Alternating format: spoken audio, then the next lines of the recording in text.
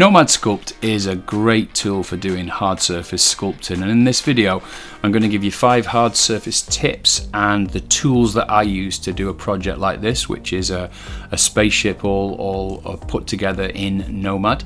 I'm going to go through all of the techniques I used and all of the brushes, but I'll do it in a 5-point simple explanation before I dive right in and do a time lapse of the ship itself. So let's dive in and take a look at hard surface sculpting in Nomad.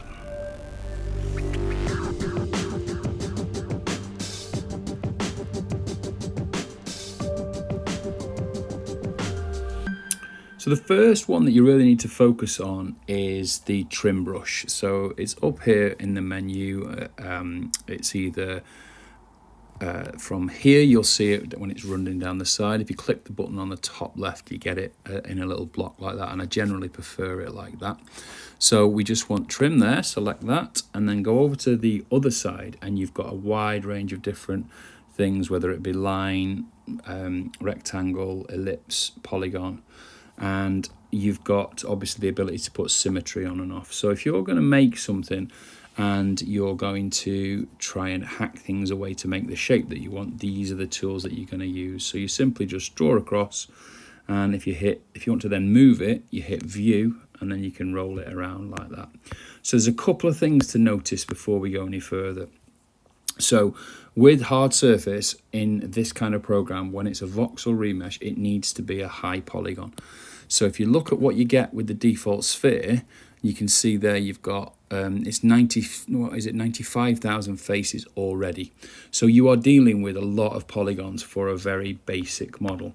If we just pop on the wireframe, you'll see there that it's incredibly high, and on the edges it's done its best to remove it. So it's not clean, it's not going to be nice, and that's how this works. It used to be like this in ZBrush before we got any of the hard surface tools like ZModeler brought. So this is pretty much how we used to do all hard surface stuff in ZBrush quite some years ago. And using voxel removal like this it's a great way to do it, but it's never going to give you clean geometry, so you need to be aware of that early on. And trim brush is going to be one of them that needs a high polygon count just to be able to get the results that you want. So we've done one already, and look how it angles oddly. So this is the second point with trim brush, that you need to be thinking about the camera menu and the fact that you should really always be in orthographic mode like that. So if you do what I did when I started, you're going to get it going off at odd angles, and it does even mention it down here at the bottom in the little information button. So if we're gonna, let's just start that again. So I'll double finger tap and I'll just go back and we'll start again. So we'll go orthographic, and then we want to snap our view. Why do we want to snap our view? Because that's now like a front orthographic view. And you've also got that down here at the front as well, so you can just snap it completely at the front. And remember, in these newer versions, if you're after 1.33, you can also add a view. And that means you can always go back to that view in a single click. So we'll go camera, and then there's our view, and that'll always bring it back. So that's a quick way of doing it. And that'll definitely be improved if you switch this off here, which is close panel on interaction. I comment about that one all the time, because if you keep that open now, as I work and keep snapping back to that view, maybe I want a top view and then add another view, and you can snap between all those different views, and the panel's not closing. You have to actually click it at the top to close it. Okay, so we know that now, so let's just do what I've just said. So view naught, so it's orthographic, snap to the front, and now we can use these tools. So let's use the rectangle tool, clip that away. Now, the reason it was as clean as it is because of the resolution, and because it's 99,000 there, it's working really well, and there's no subdivide, and we haven't even thought about the voxel remeshing here. We haven't even touched that yet. So we'll carry on using these tools until we need to think about these other settings. So we can keep doing a removal like that. And what you might notice there is you don't get a clean line. So you haven't got a clean, crisp edge through there. So even if you do if you do a really high resolution, so if I subdivide it again and did another removal like that, you're not going to get it completely as a right angle. So you have to bear that in mind as you're working through. So we'll go back to the camera, we'll go back to that view, and we'll just start clipping away with other brushes now. So we'll try the ellipse. We'll just grab out some shapes like that, and then we'll grab the line, and that's simply wherever you have the white, it will remove everything, from the white side. So you can do big sweeping angles like that. And with the line tool, I sometimes do take it, I go off the snapped front view, so I might take it to there, and I might do something like that, and that gives me a nice angle across the back. So if I'm making fins or parts of an aircraft or parts of a spaceship that need that kind of thing, then that's that's a great way to do it. So that's the essence of the trim brush. You've got all of these different ones to try. You can even try this one, which is lasso. Any problems with the trim, have a look up here, and you might want to turn off things up here if you feel like you need to. So for example, you could turn off fill holes, so when you trim, you'll see exactly what I mean now, which is, remember, the panels are going to stay open for me. If I was to trim with that, it's going to leave it open like that. It's going to be an open face. Now we won't need that in this exercise or in anywhere. There's nowhere in this little video where I'm going to need the holes not filled. So I wouldn't generally advise that, but be aware that you can do it like that. Now, one thing I have to mention with this version, now you've now got the ability to do this, which is we're on trim. We will use view 0. So we're snapped to the front, and I'm just going to draw the trim on the front like that. And you can see there with symmetry on, that's popped a hole all the way through the mesh.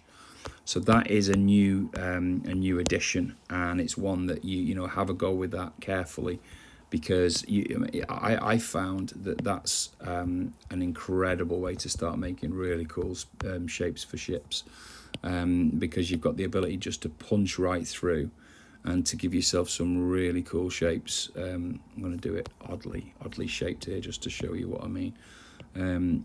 So with the ability to punch those holes right the way through now, you can start making much more complex shapes. So if you want to get joints and ball joints and even larger, you use these for the actual shapes of ships and things like that. You've got some really nice ways of removing geometry now that that we didn't have in previous versions. So that would be something that I would use all the time, is punching holes like this is such a useful little useful little feature for any hard surface modeling of this type. You're going to be able to get really complex shapes really simply just by doing removal like so. Okay, so that's enough for the trim brush to get us going. So let's have a look now at the split. So we've covered this in quite a few videos. So we come back over here, I'll turn close panel on interaction. I'll put that back on. So that means I can just show you a clean screen again. And I'll actually go back with a few undos, so we've got a little bit more to play with. So what does a split do? It does the same kind of thing, but it's not going to remove the other part. So split, and we'll go rectangle, and we'll put it across like that.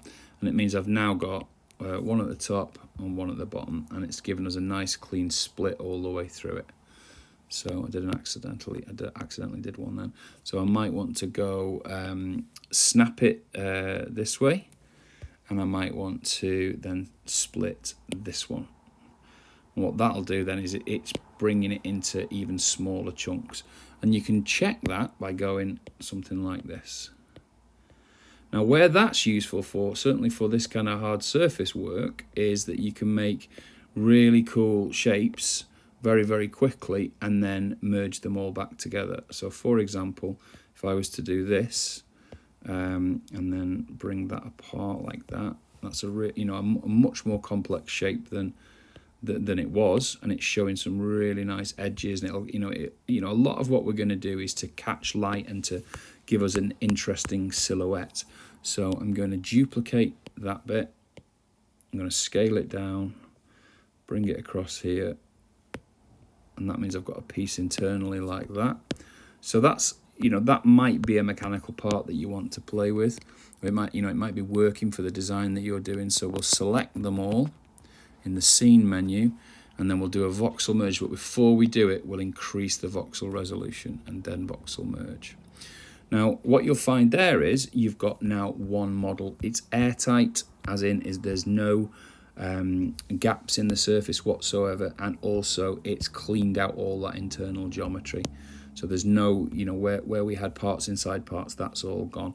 So how can we check that? So if we just do a mask, we use SEL mask, cell mask, rectangle, so symmetry off, and we'll just cover that little bit with the mask. So you can see that we've just masked that. And then this button at the bottom here, mask, will just hide those bits that are masked. And that'll allow you to see inside. And as you can see, that has really cleaned it out and welded it all together. And that's really, really useful when you want to get rid of hidden geometry. That's like the equivalent of what a Dynamesh would do inside of ZBrush. So bear that in mind, because that's a really you know, a really good way to clean up that bit of geometry. Let's take a quick look at the polygon count. So that's a ridiculously high 869,000. So as I was saying to you, the polygon count is going to get bigger. You can reduce it, so you can come up here and you could say voxel remesh it lower now, and you could remesh it and just let that calculate, and you can see that's remeshed down to a much more reasonable 300k. So it's still high, but you're starting to lose edge integrity there. So if your system, your iPad can cope with it, one of the big things I found with this new iPad, the 2020 iPad, is it obviously can cope with really high resolution. So it depends on what system you're on as to what it can cope with. The ship we're going to show at the end of this is a ridiculously high 25 million, and I wouldn't recommend that. You know, this system runs really well, and that ship performed incredibly well. But you know, at my 2018 iPad, I haven't tested that kind of model on it, but I never went above sort of like 10 million on that one. So really depends on what you want to do, you know, and why you'd even want to go to that kind of that level of polygon count. But you know, by all means try it and just let me know what happens with your system. So voxel removal is the way we've been making holes in the past, and you need 2 models to be able to do it. So I've done 3 there, so probably don't need 2 of those. And we'll just take the second one, move it out from the first, shrink it down with the orange circle, and then here's the sequence you have to remember. The top, they both need to be on, the bottom one needs to be hidden, and then you just have a high resolution and hit voxel merge. It's going to say that you'll lose the multi-resolution, which is fine, and that's exactly how you remove one model from another model. It's very, very common in a lot of programs, so it's like a Boolean. It's just that it's using a voxel mesh to calculate it inside of Nomad. But that is pretty much how I make really complex engine parts in this ship that we're going to do for this video. So let me show you another one. We'll do one inside the other, and we'll take it right far inside. So again, same system again. So both on, bottom one hidden, voxel resolution quite high, and voxel merge. And you'll see again, it takes a couple more seconds to calculate than it did the first time, and you've got a really nice shape punched in it. And one thing that I do like, just let me show you how I get some slightly more mechanical parts. So we might want to, let's just see what, snap the view, and then we'll go over to the scene menu and make a box, and we'll shrink that down. We will validate it, the green button at the bottom, and then we're going to duplicate that, and we're going to rotate it, and then what we're going to do is we're going to merge those two together. And you don't need to use voxel merge here, you can just use a simple merge. And then when you've done that, duplicate that and rotate it another few degrees. And then even if you wanted to, you could do it yet again. So merge them together, and then duplicate it again. And you can probably work out what I'm going to do here. Merge them two, simple merge, and now you've got a really nice shape to use as a cookie cutter. So we'll make it a bit smaller so we can see what we're doing. We'll just cut out the edge of this first sphere shaped model. So how do we do that? So it's both of them selected, the second one hidden, voxel merge high and resolution high and voxel merge. Now this will take a few more seconds because that's quite a complex set of cuts, I imagine, for it to work it out.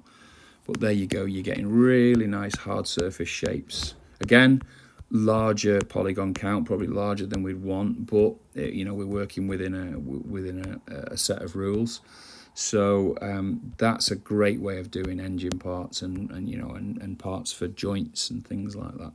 So I'm really enjoying these tools at the minute, and you know, Voxel Removal is one of those that I'm really getting what I like out of it. What I would want next is a decimation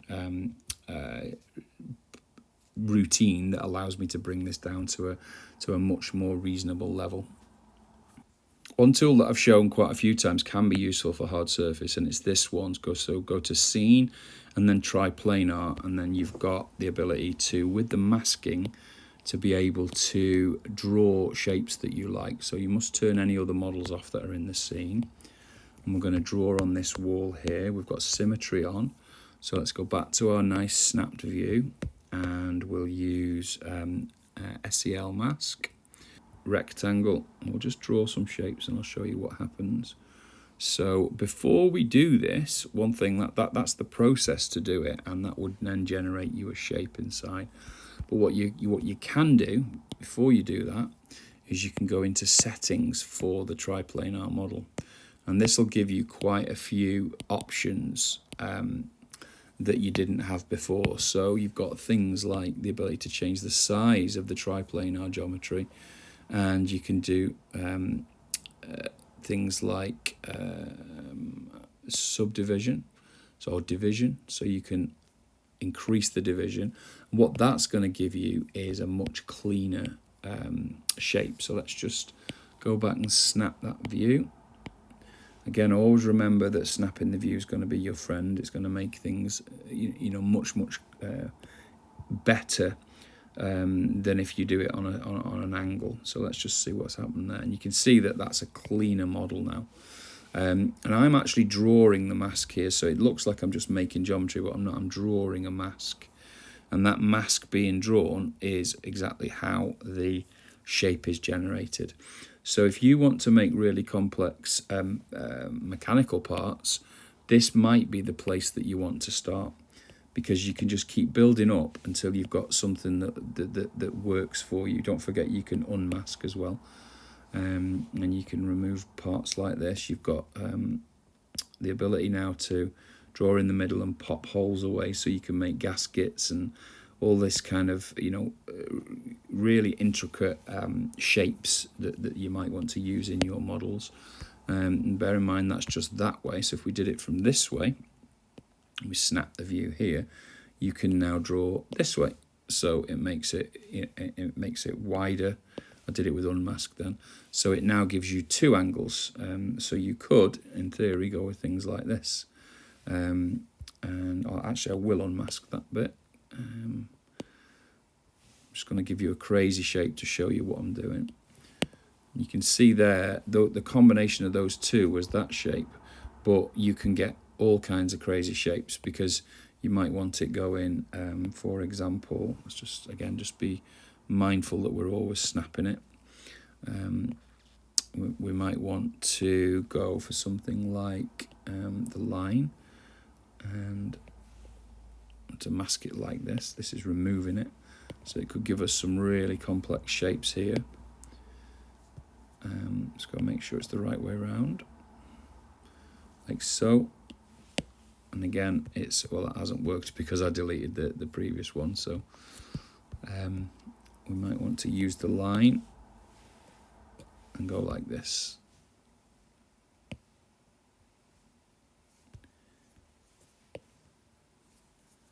And see what it gives us.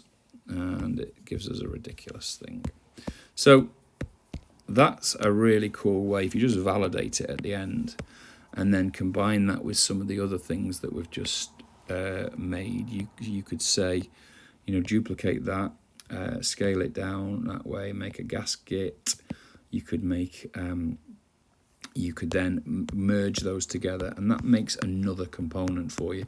And that's how you start building up the shapes for your ships and your science fiction models.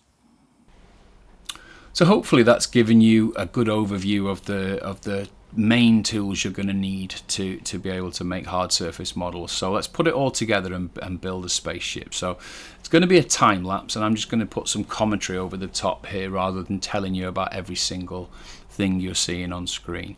So the core of what I do is to make nice shapes. And what do I mean by that? So I take primitives, so in this case it's a sphere and a cube, and using the tools that I've shown you, things like trim and split, and those kind of tools to affect the surface, I'll just start hacking away. Symmetry is on, so you can see that I'm working on both sides of the ship. And then using specifically trim at the start, I'll just make a shape, duplicate it if needed, merge it as you just saw me do then, and then I'll use that in another way in another part of the model. So I've just taken that cube, for example, and I've duplicated it, mirrored it, and used it as a way to remove some sort of shapes from the overall shape. So basically I'm doing what's the equivalent of a Boolean, so it's voxel removal in Nomad, but it's shapes basically removing from other shapes, giving you the kind of look that you're after. So I'm always trying to find a nice looking silhouette. So everything I'm doing at the minute is very fast, throwing shapes together to say, right, I need for example, I need an engine. So what shape's an engine? Well, it's a cone. So take a sphere and chop it in half, extend it, and there's your engine in basic form. So I'll use the voxel removal technique, and I'll basically chop away the inside of it, and that gives me the first major component of the engine. And it looks good already because it's got a number of parts at the end which will catch light, and if we do any if we now add things to that, it will just make it more and more interesting the more we add. So I duplicated that cube, mirrored it across, and then joined those two, and then rotated it around to give me four of them, one on each corner of the engine, and they're kind of the engine supports. Now you can see there I changed the material, and all the way through this I'm going to mention about changing the material and the lighting to really be able to try different looks on the model.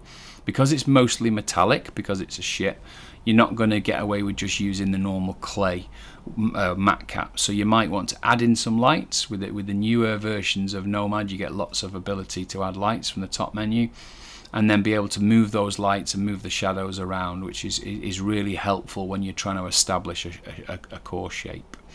So earlier in the video we did this, which is to take a cube, duplicate it, rotate it, merge them two, and do it again and again, and that gives you a shape to use as a cookie cutter out of the back of the ship, and that gives you a really nice shape that will catch some light and catch some interest at the back of the ship. Back to the front now, and I thought it looks too smooth and too rounded at the front, so I thought, a spaceship doesn't need to be aerodynamic, so having communication equipment sticking out of the front wouldn't be a problem. So I put these big spikes out of the front, and then I keep jumping from one end to the other, so I've duplicated that middle bit and just made another shape, removed a bit more of it, and then used it multiple times, spinning it around, making it wider, making it taller, and that again really helps to break up the surface of these kind of models.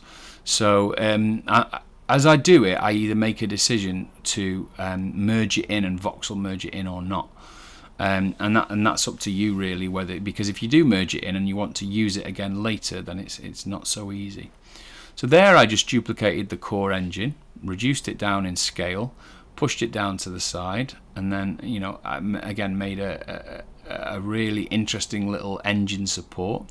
Then took a sphere, masked it, not a sphere, sorry, a torus, masked it, pulled it out like a chain link, and this is going to be for pipe work. So something that I always like to do is add lots of pipe work and bits of interest in the back of an engine. and it basically really makes the dark parts look more interesting. So if you've got a shadow casting at the back of the engine and it's got all this pipe work sticking out, it just makes it look much more complicated than it is, and that helps you give a sense of realism, and it helps to enhance the shape. So just with that little bit there at the back, you can see that we've made quite an interesting shape all the way around the back of that engine. And then I thought, well, that's working really well, so I just mirrored that entire group, and then that became something that yeah, I'm going to use all the way through this project. So it was just a case of finding a shape that worked really well, and then you know, without having too many repeats, just using it over and over again where I think it works well. So later on, that engine part there becomes a gun turret, for example. So at the minute, I've used it at the front, I've used it at the back. I've thought to myself already, although it's not shown in this video, that I'm going to use this as a gun turret. So I thought I'd use it quite a bit first. There you saw me using the move tool just to pull in parts of the underlying mesh, so that it doesn't stick out through the new part. So there is a bit of the normal tools like move, and not so much sculpting, but lots of things like move and scale are the order of the day.